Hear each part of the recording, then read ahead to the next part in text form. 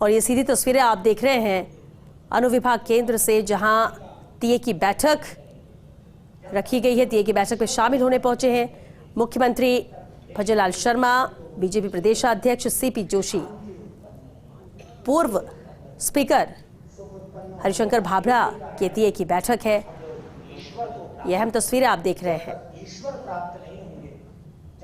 अनुविभाग केंद्र में टीए की बैठक रखी गई है। राज्यपाल कलराज मिश्र इससे पहले शामिल हुए इस बैठक में, तस्वीरों में नजर आ रहे हैं।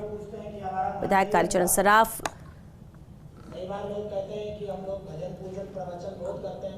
ओम प्रकाश माथुर और अब इस टीए की बैठक में शामिल होने पहुंचे हैं मुख्यमंत्री भजनलाल शर्मा, बीजेपी प्रदेशाध्यक्ष सीपी जोशी, जहां उन्होंने हरिशंकर भाभड़ा श्रद्धांजलि अर्पित की, उन्हें याद किया। मंदिर में भक्ति होती दिखती है, भक्ति का विकास तो एकांत में होता है। महाप्रभु चैतन्य महाप्रभु ने कहा, वही भक्त है जिसका एकांत पवित्र है, जिसका एकांत पवित्र नहीं है वो भक्त नहीं है, वही पवित्र है। लोगों ने पूछा कि राम नाम करने में, राम नाम का जप करने में आनंद क्यों नहीं आ रहा, एकाग्रता क्यों नहीं बढ़ रही, ये प्रश्न करते हैं लोग। इसका बड़ा जोरदार समाधान संतों ने दिया। संतों ने कहा कि जब आदमी नोट की गड्डी गिनता रहता है ना, अनुराग जी, जब आदमी नोट की गड्डी गिनता रहता है तो आप कुछ भी बोलो उसको सुनाई नहीं पड़ता। वो बाद में जब पूरी गड्डी गिन लेता तो पूछता है क्या कह रहे थे, मैंने सुना नहीं, तो पैसे गिन रहा था। लो, पैसे गिनते हुए आदमी एकाग्र हो जाता है, राम जी को याद करते हुए सब पता रहता है। भाई साहब थे काल को लाया मंदिर, ये लो, विचित्र बात। तो हम लोगों को क्या करना चाहिए? हम लोगों को वही करना चाहिए जिस वैदिक मार्ग का प्रवर्तन ऋषियों ने किया, ब्राह्मणों ने किया, आचार्यों ने किया, मनीषियों ने किया। क्योंकि कल्याण का हमारे पास और कोई दूसरा मार्ग नहीं है। कल्याण कौन करेगा आपका? रोटी, कपड़ा और मकान, ये भयंकर एक विद्युत नारा चल गया देश में, यही चाहिए लोगों को। नहीं, इससे कल्याण नहीं होगा। आप एक बात बताइए, लंकीय वातावरण और अयोध्या के वातावरण में भेद क्या है? राम जी के तो पांव में जूता भी नहीं है। रामायण में लिखा है, राम जी के जो रामानंद सागर वाली रामायण, उसमें तो विकृत करके दिखा दिया अरुण गोविल को, उनको। वाल्मीकि रामायण में लिखा है कि राम जी ने मृगचर्म धारण कर रखे थे, एक अधो में एक ऊपर में, वस्त्र नहीं पहने। वस्त्र पहनेंगे तो वनवास समाप्त हो जाएगा, मुनियों के लिए निषिद्ध वस्त्र। राम जी ने मृगचर्म धारण कर रखा, राम जी और लक्ष्मण जी। ऐसा ही वाल्मीकि रामायण में लिखा है। आप कल्पना कीजिए, राम जी के पास जूता नहीं, चप्पल नहीं, कोई नहीं। तुलसीदास जी तो इतने गंभीर थे, उन्होंने लिखा कि एक ही चौपाई में सारी बात को प्रकट कर दिया। बोले राम रावण का युद्ध कैसे हो रहा है? बोले रावण रथी विरथ रघुवीरा। रावण राम जी नीचे बिचारे, सीता जूता चप्पल कुछ नहीं। लेकिन लंका में और अयोध्या में एक ही भेद है, लंका के राजा को और प्रजा को दो ही। और चलिए इस पर जानकारी के साथ संवाददाता जियाउद्दीन हमारे साथ जुड़ चुके हैं। जिया, बेहद अहम है, जहां एक पुण्यतिथि के तौर पर देखा जा रहा है हरिशंकर भाभड़ा का ये जाना। आज टीए की बैठक रखी गई है, तस्वीरें हम दर्शकों तक पहुंचा रहे हैं, और क्या कुछ जानकारी?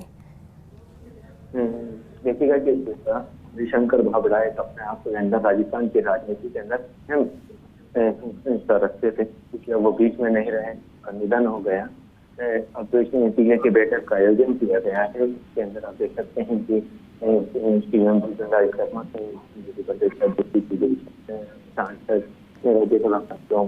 नेता प्रतिपक्षी तमाम बीजेपी के, कांग्रेस के जो नेता है वो यहाँ पे लगातार पहुंच रहे हैं, क्योंकि हरिशंकर भाभड़ा का अपने एक अलग राजनीतिक इतिहास रहा है, राजनीतिक सफर रहा है। वो शुरू से सांसद भी रहे, रतनगढ़ से 3 बार विधायक चुने गए थे, और सबसे अहम बात यह है कि वो जिला अध्यक्ष से लेकर प्रदेश अध्यक्ष तक बीजेपी जिला अध्यक्ष रहे। फिर उसके बाद वो जनसंघ के अंदर नागौर के अंदर जिला अध्यक्ष बने थे, क्योंकि उसके बाद वो बीजेपी प्रदेश अध्यक्ष बने। फिर उनको स्पीकर बनाया गया सरकार के अंदर। फिर उसके बाद सरकार के अंदर फिर से और आयोग का उनको चेयरमैन बनाया गया। और ये बयान देता है कि आप कोई के नहीं है, जाने जाते थे, जो होता था स्पष्टवादी नेता थे हरिशंकर भाभड़ा, और इसी वजह से उनकी पहचान रही है चाहे सत्ता पक्ष के बीजेपी के हो, कांग्रेस के या अन्य पार्टी के जो नेता हों, उनकी साफ गोई के कायल थे, जो कहते थे साफ तौर के ऊपर कहते थे। यही वजह उनकी आज ट्वीट जैसा कायल नहीं किया गया।